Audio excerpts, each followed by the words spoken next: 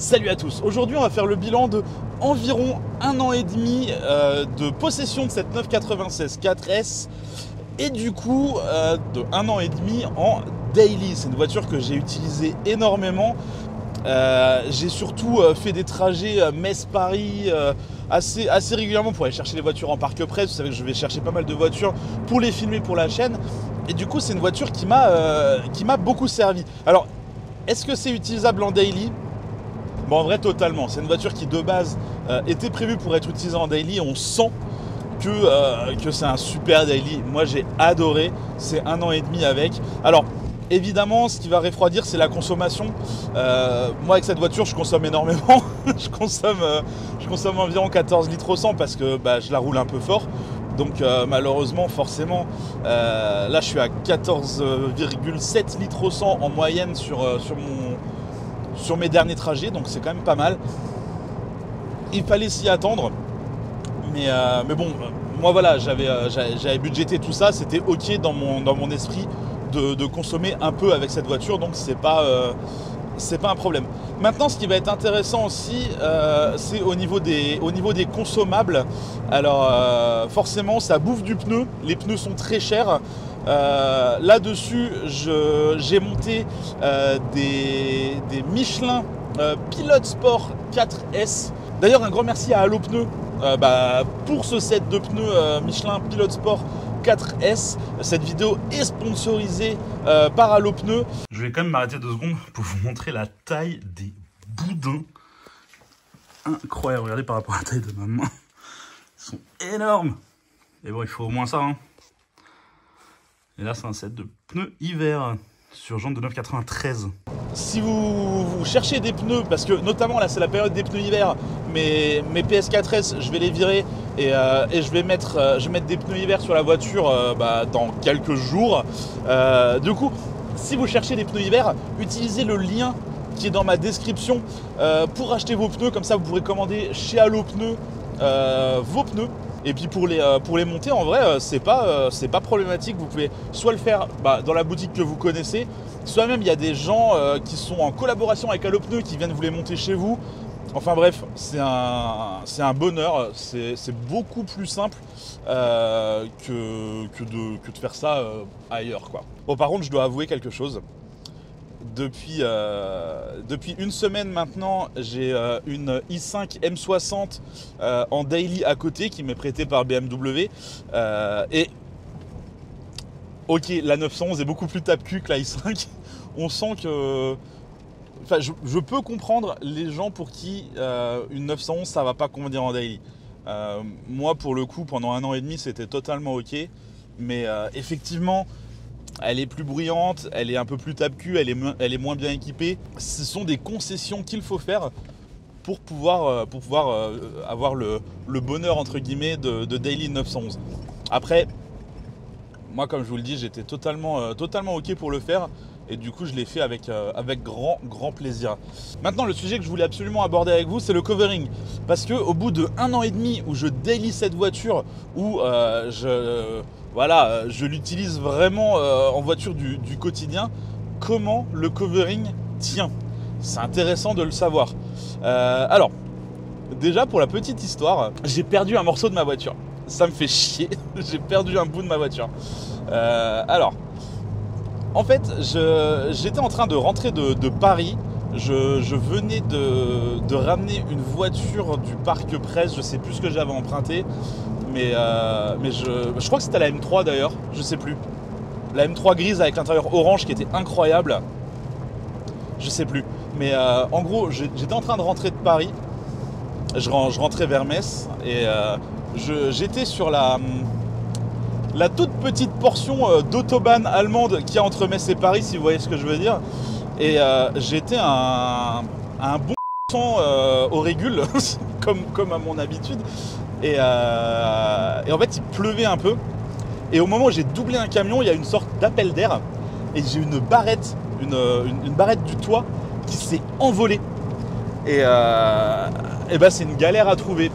C'est vraiment une galère à trouver. D'ailleurs, si vous avez une barrette de toit là, de 9,96, n'hésitez pas à me contacter. J'aimerais beaucoup en récupérer une. Il me la faudrait en noir. Comme ça, une fois que je la récupère en noir, qui est la couleur originale de la voiture, je fais un covering vert dessus pour remettre sur le toit. Donc effectivement, pour l'instant, il me manque cette fameuse barrette. C'est un petit peu relou. Bon, revenons-en au covering.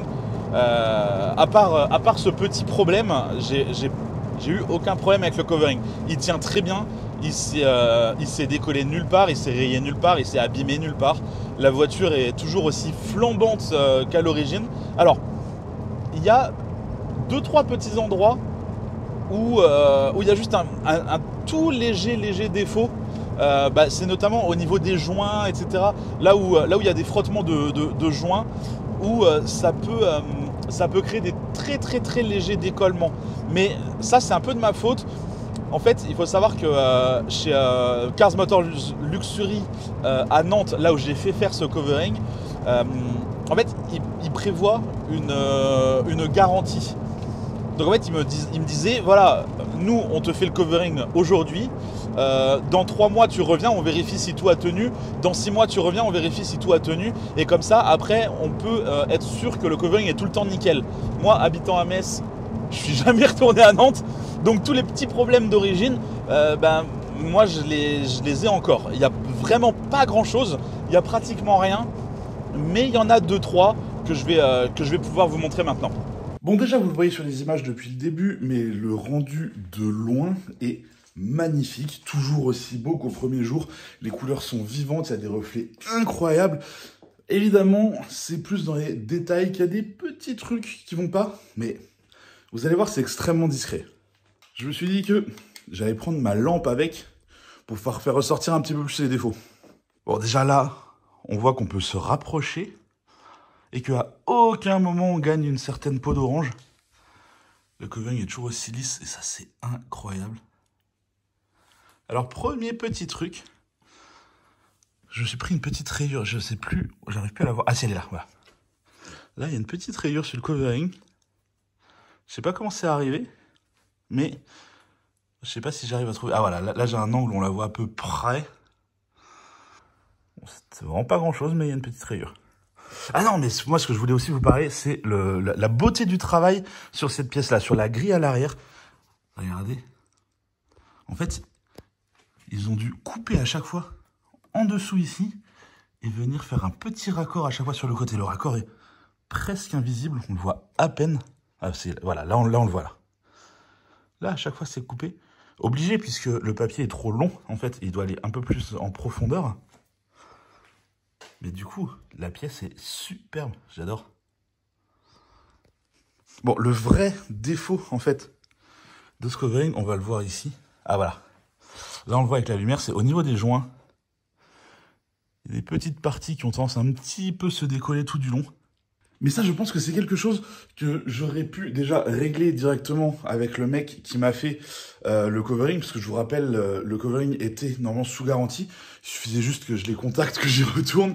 Mais étant à Metz, j'avais un petit peu la flemme.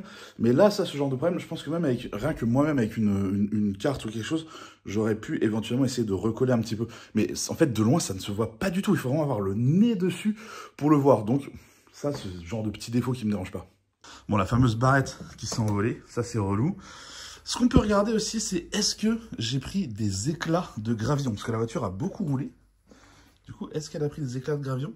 Alors, elle est un petit peu sale, comme vous pouvez le voir. Mais en réalité, il n'y a pas d'éclat. Ça, c'est un problème qu'il y avait sur la peinture avant. C'est un petit touch-up paint, parce qu'il y avait un petit éclat avant. Et ça n'a pas été refait avant de faire le covering. Ce que j'aurais dû refaire, c'était assez stupide de ma part. Ouais, non, le capot est sale, mais il n'y a aucun défaut. C'est assez impressionnant. En fait, là, on a juste l'impression que je filme le service à fondu qui est sur l'étagère en face. C'est n'importe quoi. Et le capot, c'est pareil, hein, il est sale, mais aucun impact à déplorer. C'est assez ouf que ça tienne comme ça. Même là, sur les ailes et tout, regardez-moi ça, c'est assez impressionnant. Aucun effet peau d'orange ni rien. Le résultat est incroyable. Même en partie basse, etc. Vous voyez, ça ne s'est pas décollé. Même au niveau des poignées, parce qu'en fait, les poignées, je suis tout le temps en train de les prendre comme ça. Mais en fait, quand on regarde en dessous, C'est crade parce que la voiture elle était sous la pluie, mais aucun effet. Enfin, je veux dire, quand on regarde ça comme ça, on a l'impression que c'est une peinture, quoi. C'est assez ouf. Elle n'est pas fermée. Moi, ce qui m'impressionne le plus, c'est vraiment le zéro défaut, zéro décollement sur les parties basses. Parce que là, ici, ça se prend des gravillons. Ça se prend toute l'eau, toute la pluie. Bah, de toute façon, ça se voit, la voiture est dégueulasse. Mais vous savez, ça ne décolle pas, même là. Dans les passages de roues, etc., c'est nickel. Incroyable. En fait, on dirait pas un covering, quoi. Le résultat est incroyable, vraiment. Pareil, portière ouverte. Alors, je leur ai dit de ne pas faire l'intérieur. On a l'intérieur noir d'origine. Ça, c'est la couleur d'origine. Parce qu'en réalité, la couleur est relativement proche. Ça gêne pas. C'est pas... En gros, ça ne choque pas. Par contre, on peut voir à quel point c'est bien foutu. Vraiment aucun défaut. Après plus d'1 an d'utilisation de la voiture. De façon assez intensive. Donc non, je suis vraiment satisfait. Alors cette vidéo est pas du tout sponsorisée par eux, mais bah merci à Art Motors Luxury à Nantes de m'avoir fait ce covering, parce qu'il est nickel, il a pas bougé en 1 an et demi même. Donc vraiment bien joué les gars, beau boulot. Je suis impressionné. J'avais confiance dans ce covering. Je pensais pas que ça tiendrait aussi bien, parce que après avoir vu pas mal de covering sur des meetings, etc., il y en avait certains qui étaient vraiment dégueulasses, et il y en avait très peu où je me disais « Ah ouais, ça c'est propre », mais en fait je me rends compte que quand c'est propre, bah on s'en rend pas compte. Si j'avais vu cette 996 sur un meeting, je me serais dit « Magnifique couleur d'origine ». Bon voilà, vous avez pu voir les défauts. En gros, ce sont des défauts qui se voient vraiment pas de loin. Il faut vraiment avoir le nez dessus pour les voir. Mais c'est vrai qu'ils sont là. Si ça me dérangeait vraiment, je serais retourné à Nantes et je leur aurais fait reprendre les petits morceaux où c'est un petit peu problématique. Mais très honnêtement, moi je le vois à peine ça. Hein. On le voit à peine en réalité. C'est extrêmement discret. Donc moi j'ai laissé ça comme ça. Je suis ok avec ça, c'est pas grave. On va garder ça comme ça pour l'instant. Moi, ça ne me dérange pas.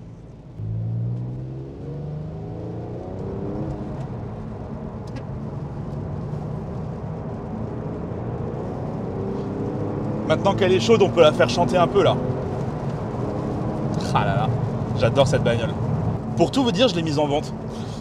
Elle est actuellement sur le Bon Coin. J'ai fait quelques stories Insta que vous avez peut-être vu si vous me suivez sur Insta. Si vous ne me suivez pas, mon Instagram il est là. J'en ai parlé un petit peu autour de moi, comme quoi j'allais la vendre. Et à chaque fois que je vois les photos, à chaque fois que je la roule, je me dis mais pourquoi je la vends quoi? Pourquoi je la vends? Elle est incroyable, j'adore cette voiture. La configuration est folle avec cet intérieur blanc là, qui est complètement unique. Mais la réalité c'est que j'ai envie de changement, j'ai envie de revivre la recherche d'une nouvelle voiture. Je sais pas si vous voyez ce que je veux dire, mais vous savez quand on a ce budget défini et qu'on se dit oh, qu'est-ce que je peux avoir pour ce budget-là, et puis on se met à chercher un petit peu partout.